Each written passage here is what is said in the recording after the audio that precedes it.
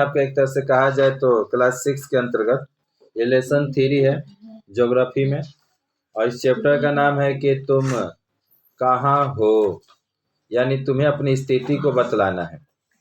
और बताया गया है कि विनय नाम का एक लड़का है जो स्कूल से आने के बाद मैदान पहुंचा और वहां मोहल्ले के गोपाल दा फुटबॉल खेलना सिखाएंगे। बताया गया वहां मोहल्ले के जो गोपाल दा हैं वो सभी बच्चों को क्या करेंगे, फुटबॉल खेलना सिखाएंगे। और इसी कारण और भी कई बच्चे न मैदान में आ गए हैं। सब लोग गोपाल दास से क्या सीखेगा, लोग फुटबॉल सीखेगा। चलो फुटबॉल सीखते हैं। गोपाल दा ने सीटी बजाते ही सब अपनी अपनी जगह पर खड़े हो गए, यानी सब अपना अपना पोजीशन धर लिया। लो चलो मेरा यहाँ पर, हमारा वहाँ पर, जैसे क्रिकेट में होता होगा, सब जगह की जगह थोड़े रहते हैं। फिर बताया जाता है कि शाम को जब तुम मैदान में खेलने जाते हो तब तुम्हारी कौन सी जगह होती है, तुम्हें खुद अपने सोच के बता। जब शाम को तुम खेलने जाते हो तो जगह फिक्स होगा ना, हर खिलाड़ी का वो फिक्स जगह होता है, हम यहाँ फील्डिंग करेंगे, हम यहाँ करेंगे, ठीक। बाई चांस कभी उठाव पटक इधर उधर होता है। यह तुम आसानी से बता सकते हो कि तुम कहाँ पर अपना, किस जगह पर अपना एक तरह से कहा जाए तो खेलते हो। पेड़ देखे होगे, खूंटी, लैंप पोस्ट या रास्ता, ऐसे ही किसी चिन्हित जगह से तुम कितनी दूरी पर थे। यानी तुम अगर बाई चांस मैदान में जहाँ भी हो तो वहाँ से बोल रहा है कि अगर अगल बगल में कोई पेड़ है या कोई खूंटी है या कोई लैंप पोस्ट है या कोई रास्ता है तो बताओ ना वहाँ से तुम्हारा दूरी कितना पर था। वहीं से ना बताए हम लैंप पोस्ट के आगे थे या पीछे थे या रास्ता के दाएं तरफ थे या बाएं तरफ, ऐसे ही तो हम लोग बताते हैं। अब पूरा गोल माठो तो बता ही नहीं पाएंगे कहाँ पर हम थे। और इस अनुमान से तुम बता सकते हो कि तुम कहाँ खड़े थे। लेकिन यदि मैदान के किनारे या आसपास चिन्हित करने पर कोई कुछ नहीं होता तो तुम बिना किसी सहायता के कैसे बताते और तुम कहाँ थे। यानी वो तो भाग मानाओ कि तुम्हारे मैदान के किनारे किनारे क्या है, पेड़ है या खूंटी है या लैंप पोस्ट है या रास्ता है, तो तुम बता दे कि हम लैंप पोस्ट के बगल में थे। वो बता दे कि नहीं हम मतलब कि सड़क के बगल में थे, तो कोई बोल देगा नहीं हम खूंटी के बगल में थे या आगे थे उसके पीछे थे। और जब वो सब रहबे नहीं करेगा, सब मैदान में खेल रहे हैं, तब कैसे पता चलेगा कि कौन कहाँ है। मतलब सब आपस में ही मिल जाएगा, वहाँ पर दिक्कत हो जाएगा। और इसी समस्या को सॉल्व करने के लिए ये चैप्टर आपको बनाया गया है, जिसमें अक्षांश देशांतर के बारे में आपको पढ़ने को मिलेगा। सोचकर देखो ना पहले कि पृथ्वी के ऊपर तुम किस जगह पर खड़े हो, अपने आप को बताओ तो तुम पृथ्वी पर कहाँ हो। और देखो ये लड़का खड़ा है एक जगह, दिखाई दे रहा है ना पिक्चर में, कि सोचकर देखो पृथ्वी के ऊपर तुम किस जगह पर खड़े हो और यह इस प्रश्न का उत्तर तुम कैसे दोगे। बोल रहा है कि इस प्रश्न का तुम्हें उत्तर देना है और इस प्रश्न का उत्तर तुम कैसे दोगे कि तुम आखिर इस पृथ्वी पर कहाँ खड़े हो। पृथ्वी तो गोल है और गोल है तो कैसे कह दो कि हाँ हम ऊपरे में हैं। हो सकता है नीचे वाला तो ऊपर कभी जाता होगा। अपना फुटबॉल हाथ में लेकर देखो, फुटबॉल होगा ना घर में, तो उस फुटबॉल को ले लीजिएगा हाथ में और उसको देखते रहिएगा। बॉल के ऊपर किसी स्थान पर उंगली रख कर यह बताओ तो तुमने कहाँ उंगली रखी। और एक बार क्या करना कि उस बॉल जो है फुटबॉल, उसके ऊपर किसी स्थान पर उंगली रख दो। फुटबॉल लिए एक बार उंगली रख कर फिर घुमा के बताओ कहाँ पर, खोज ही नहीं पाओगे, जब रखिए ना तो भुला गया, ठीक। तो उसी तरह से अगर वही अगर मानो कोई चिन्हा उन्हा वहाँ पर रहता तो तुरंत पकड़ लेना ना हम यहीं पर उंगली रखे थे। समतल भूस्थल पर स्थान और दिशा की जानकारी करना सहज है। अगर कोई जमीन अगर समतल है ना, जैसे हम लोग अभी बैठे हैं, ये जमीन कैसा है, ये समतल है। और समतल जमीन पर ना कोई भी अगर तुम मानो कि जैसे तुम्हारा कैसे फिक्स होता है, रोजीना आते हो आके वहीं पर बैठ जाते हो, ठीक। जमीन समतल है इसीलिए ना। ये अगर जमीन के मानो कि चारों तरफ है, जो हम लोग जहाँ बैठे हैं जमीन समतल है तो मानो आसानी से आके वहां बैठ जाते हो। अगर यही मानो कि चारों तरफ से खुला रहता, घर द्वार नहीं रहता, ठीक, हो सकता है तुम्हारे मन में ये हो कि खिड़की के आगे हम बैठते हैं, इससे भी आके बैठ जाते हो, जो मेरा सोच कर रहा है। बाकी अगर ये खुला रहता, पूरा माठ जैसा रहता, और साथ ही साथ कहा जाए तो गोल रहता है जमीन, तब तक तुम भुला जाते, आकर कभी इधर बैठते कभी इधर बैठते, रोजीना तुम लोग आपस में झगड़ा होने लगता। नहीं नहीं, हम इधर तो हम इधर, मेरा जगह तो मेरा। तो वही बता रहे कि वो तो शुक्र मनाओ कि तुम्हारा जिस भू पृष्ठ पर हम लोग रहते हैं वो कैसा है, समतल है। और समतल होने से दिशा की और स्थान की जो जानकारी होती है ना, 12 सहज भाव से हो जाती है। लेकिन जिसका कोई किनारा ना हो और कोई कोण ना हो, अब मानो जिससे फुटबॉल ना, फुटबॉल का किनारा है और ना ही फुटबॉल का कोई कोण है। अरे तो भूमिया का कोण था ना, 1 2 3 4 गो कोण, ठीक। तो 4 गो, मानो कोई भी घर में 4 गो कोण दिखाई देता होगा। तो यहाँ बता रहा है कि अगर कोई जमीन है जिसका कोई कोने ना हो, ठीक, और ना ही ऊपर नीचे जैसा कुछ भी ना हो, पता ना चले कि ऊपर क्या है नीचे क्या है, और ऐसी जगह पर खड़ा होकर तुम सहज रूप से नहीं बता सकते कि वास्तव में तुम कहाँ खड़े हो। पृथ्वी पर कोई स्थान निर्दिष्ट करने के लिए उसके ऊपर अनेक बिंदु और संरेखाओं की कल्पना की गई है। इसीलिए क्या किया गया कि तुम्हारे इस भ्रम को दूर करने के लिए, ये तुम्हारा जो समस्या है, इस समस्या के निदान के लिए पृथ्वी पर न अनेक बिंदु और रेखाओं की कल्पना की गई है, खींचा गया, इमेजिन किया गया है, ठीक, रियल में नहीं है। इस पृथ्वी पर एक देशांतर कितने हैं जी, 360 को देशांतर, अक्षांशों की संख्या 180, ये सब है, मतलब इतना को रेखा है। पर कोई कहे कि चीना खींचा हुआ, तो खींचा हुआ नहीं, ऐसे खींचा हुआ है, मान लिया गया, रियल में नहीं है कि हाँ पृथ्वी पर कहीं चीना हुआ हम जाकर देख लेंगे, ऐसा नहीं, सब कल्पना किया गया, इमेजिन किया गया। आगे देखिएगा तो आपको मिलेगा। आओ अब हम पृथ्वी के ऊपर कल्पित बिंदुओं और रेखाओं की पहचान करते हैं। पृथ्वी का समरूप एक छोटा मॉडल नमूना, जिसको हम लोग ग्लोब कहते हैं, आता ही कभी कभी क्वेश्चन कि पृथ्वी के समरूप एक छोटा मॉडल को क्या कहा जाता है, जो पृथ्वी के जैसा हो, ठीक, तो उसको हम लोग ग्लोब कहते हैं, जो तुम लोग का स्कूल में होगा, जिस पर पूरे पृथ्वी का मैप होता है, ठीक।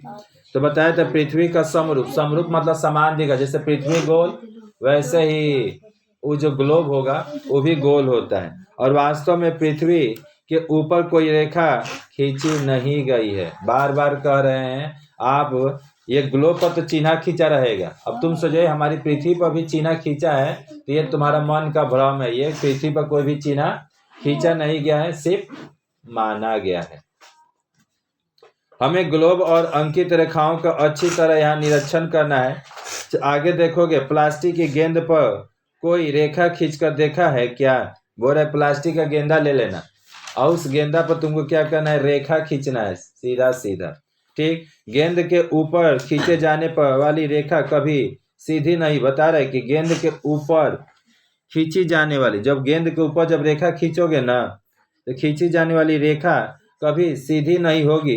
इन टेढ़ी रेखाओं का मान 0 डिग्री माना गया। जब गेंद के दम ऊपर खींची गई, गेंद के ऊपर जब कोई एगो रेखा खींचोगे सीधा, तो वो बता रहे कभी भी वो सीधा खड़ा नहीं, सीधी नहीं होगी, टेढ़ा चला जाएगा। वो जो टेढ़ा रेखा होगा उसका मान बताया जा रहा है कि तुम्हारा 0 डिग्री होगा। आइए अगले पेज में, यहाँ पर आपको सबसे पहले दिखाया गया एक पिक्चर। इस पिक्चर से भी आपको कुछ सीख लेते रहना चाहिए, जो कि एक साइड लेफ्ट साइड में आप देख सकते हैं। एक तरह से कहा जाए तो ये आपका एक पृथ्वी का है, जिसमें दिखाया गया है कि जो ऊपरी भाग है उसको हम लोग क्या कहते हैं, उत्तरी गोलार्ध कहते हैं। ऊ से उत्तरी गोलार्ध, जो ऊपर में उत्तरी गोलार्ध, और ठीक उसके नीचे में हो गया दक्षिणी गोलार्ध, ठीक। दाहिने तरफ आपको दिख सकता है आपका पूर्वी गोलार्ध, और इधर में आपको दिखेगा उसका अपोजिट साइड में पश्चिमी गोलार्ध। अब बता रहे कि एक रॉड या छड़ी को ग्लोब के बीचों बीच ऊपर नीचे धंसाकर बाहर निकाला जाता है। देखो इसमें क्या किया है, ग्लोब था ना, अरे जो पीछे में हम लोग ग्लोब पढ़े थे ना, और उस ग्लोब के क्या किया कि एकदम बीचों बीच एगो रॉड को लेकर भीतर से बाहर निकाल दिया। अब इसको आराम से रॉडवा को भीतर से बाहर निकल गया है, अब आराम से द को ग्लोब को ऐसे ऐसे घुमाते रहेगा। देखिए क्या होता है। अब पृथ्वी के बीचों बीच एक ऐसा ही रेखा की कल्पना की गई। बताया गया है कि पृथ्वी के बीचों बीच एक ऐसी ही रेखा की कल्पना की गई है, पृथ्वी के केंद्र से आगे बढ़ने वाली। इस रेखा को पृथ्वी का अक्ष कहा जाता है। यानी बताया गया है कि पृथ्वी के बीचों बीच में भी ना ऐसे ही रेखाओं की कल्पना की गई है, और पृथ्वी के केंद्र से, केंद्र मतलब कहा जाए तो बीच से, पृथ्वी के केंद्र से आगे बढ़ने वाली इस रेखा को पृथ्वी का अक्ष कहते हैं।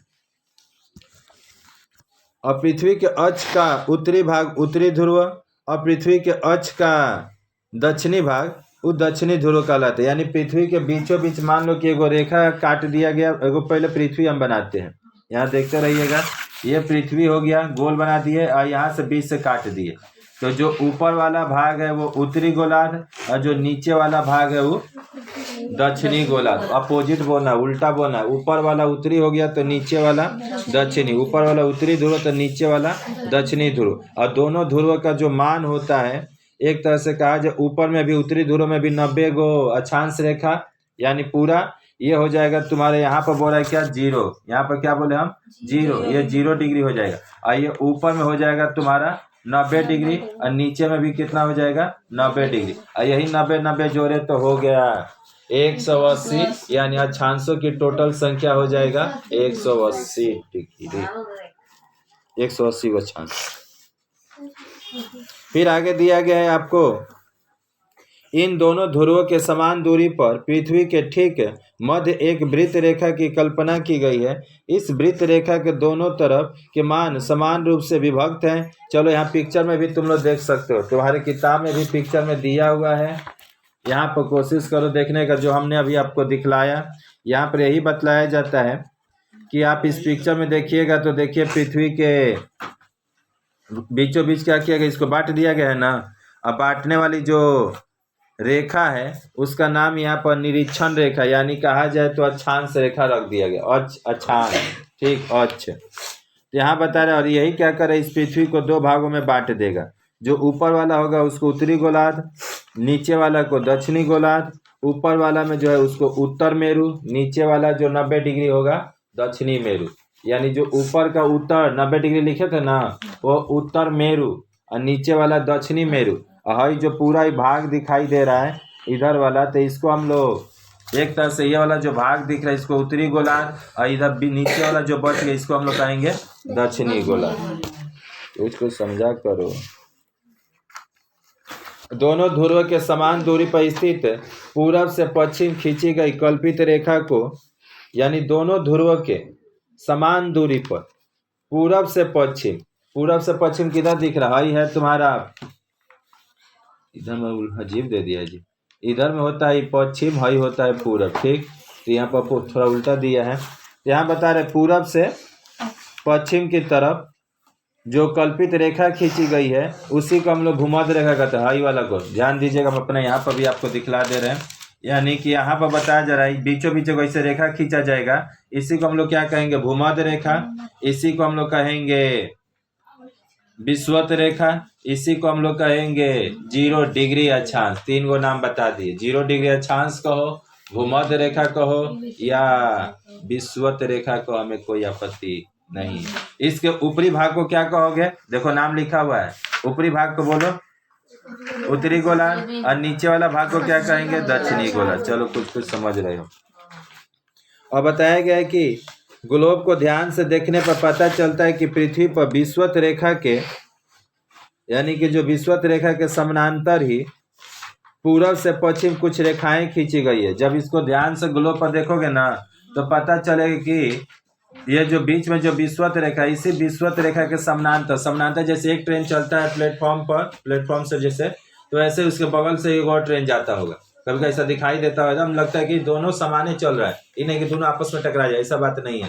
तो ऐसे ही ये विषुवत रेखा जो पृथ्वी पर जो रेखा खींचा गया है, विषुवत रेखा या भूमध्य रेखा या 0 डिग्री अक्षांश, इसी के इर्द गिर्द बताया गया है कि पूरब से क्या बोले, पूरब से पश्चिम, देखो कैसे खींचा, यहाँ पर देखोगे ऐसे करके खींचा, पूरब से पश्चिम, ऐसे करके पूरब से पश्चिम रेखा खींचा गया। टोटल मतलब बताया जाता है आपका 180 को देखने को मिलेगा। और आगे बताया जाता है कि और एगो बीच वाला भी है, ध्यान दीजिएगा। अब आगे चलते हैं तो यहाँ पर विषुवत रेखा के उत्तर में अब कर्क रेखा है। अब ध्यान देना, विषुवत रेखा के उत्तर में कर्क रेखा का मान कितना होगा, ये वाला पिक्चर में देखो यहाँ पर दिया हुआ है, नीचे वाला जो पिक्चर है उसमें ध्यान दो कि कर्क रेखा का मान कितना है। तो कर्क रेखा का मान दिखाई दिया, कितना लिखा है, अरे पढ़ो, 23.5 डिग्री उत्तर में दिया है, 23.5 डिग्री उत्तर में दिया है कर्क रेखा, और 23.5, और इसी के ऊपर में बताया उत्तरे में 66.5 डिग्री को सुमेरु वृत्त रेखा कहा जाता है। देखो दिखाई दिया, ऑरेंज वाला में ऊपर में ही है। और फिर नीचे में आ जाओगे, अगर विषुवत रेखा के नीचे यानी कि दक्षिण साइड में आओगे तो जो कर्क रेखा का अपोजिट हो जाएगा मकर रेखा। कर्क रेखा का भी मान 23.5 डिग्री उत्तर, बाकी मकर रेखा का मान 23.5 डिग्री दक्षिण। ठीक, ऊपर में था तुम्हारा सुमेरु वृत्त रेखा, ये हो जाएगा कुमेरु वृत्त, वो है सुमेरु है कुमेरु, वो है उत्तर में ही है, दक्षिण में। फिर बताया गया है कि विषुवत रेखा के समानांतर 1 डिग्री के अंतर पर पूर्व से पश्चिम कल्पित रेखाओं का अक्षांश रेखा कहा जाता है। 1 डिग्री के अंतर पर जो रेखा खींचा गया, किधर, पूर्व से लेकर पश्चिम, देखा है ना, ऐसे ऐसे चिन्ह खींचा गया था, ऐसे ऐसे। तो ये जो रेखा खींचा गया है 1 डिग्री के अंतर पर है, और इसी को हम एक तरह से क्या बोले जी, अक्षांश रेखा। अब भूमध्य रेखा कहो या विषुवत रेखा कहो या 0 डिग्री अक्षांश कहो, यह वृत्त गोलार्ध का सबसे, यानी जो यही सबसे बड़ा होगा। ध्यान दीजिएगा, अगर हम यहाँ पर चिन्ह खींचते हैं, बैक बैक बैक बैक, यहाँ देखो, अगर हम यहाँ पर चिन्ह खींचते हैं ऐसे ऐसे करके, ठीक, पूरब से सब कहाँ जा रहा है, पश्चिम की तरफ जा रहा है। इसमें तुमको बताना है सबसे लंबा कौन होगा, बीच वाला रेखा होगा। इसी को हम लोग भूमध्य रेखा 0 डिग्री या एक तरह से भूमध्य रेखा 0 डिग्री या विषुवत रेखा कहते हैं। सबसे बीच में वाला हमेशा 12 होगा। इधरों से अगर खींचेंगे तो बीच वाला सबसे 12 होगा, पर इधर वाला खींचेंगे बीच में तो देशांतर हो जाएगा। अभी तुमको पढ़ाई नहीं है, तुम्हें पढ़ाई है सिर्फ यहाँ से बीच में। और यहाँ बताया कि दोनों ध्रुवों की क्रम छोटी होती चली जाती है, जैसे जैसे ऊपर में जाएगा तो क्या होगा, छोटा होते चला जाता है। ऊपर या नीचे जाने पर क्या होगा, बीच में सबसे 12, और जैसे ऊपर और नीचे जाओगे तो क्या होगा, छोटा होते चला जाता है। और सभी अक्षांश रेखाएं पूर्ण वृत्त बनाती है। और पृथ्वी के उत्तरी ध्रुव का मान 90 डिग्री और दक्षिणी ध्रुव का भी मान 90 डिग्री ये देखने को मिलता है।